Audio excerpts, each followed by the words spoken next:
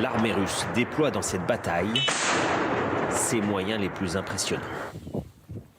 Nous retrouvons dans la campagne une unité ukrainienne qui résiste à ces assauts, vaille que vaille. Voilà, c'est la dernière roquette qu'ils nous ont envoyée. Elle est tombée à une cinquantaine de mètres de la tranchée creusée par ces hommes. Un système de défense sommaire qui rappelle la Première Guerre mondiale. On se protège des projectiles comme ça, avec des rondins de bois.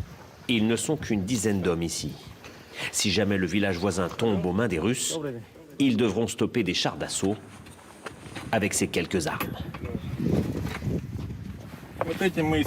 C'est avec ça qu'on les attend. Des missiles anti-chars fournis par la Suède qui ne sont pas assez modernes, selon ce soldat.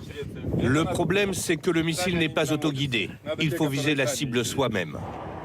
Nous arrivons à Barvinkove, un village de 8000 habitants convoité par les Russes, car il se trouve sur la route du Donbass. Il subit d'intenses bombardements depuis plus de 2 semaines. C'est un village fantôme, à part quelques militaires en action. Nous n'avons rencontré personne et vous le voyez, le centre administratif de la ville a été victime d'une frappe récemment. Les Ukrainiens ont déployé ici d'importants moyens militaires. Et pour la première fois, nous voyons comment fonctionne le système d'accès à Internet Starlink. Venez, je vais vous montrer. Ces paraboles, offertes par l'homme d'affaires américain Elon Musk, fournissent un accès haut débit par satellite au commandement militaire ukrainien. Un transformateur électrique dans le coffre, une antenne sur le toit, et ça marche. C'est essentiel, car on peut recevoir par Internet les coordonnées des cibles ennemies à frapper. Un système mobile que les Russes ne peuvent pas interrompre. Le village, lui, se transforme en zone de guerre qu'il faut fuir par tous les moyens.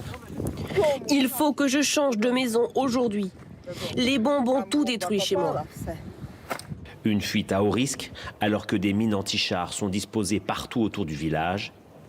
Il s'agit ici du seul front sur lequel les Russes progressent peu à peu ces dernières semaines.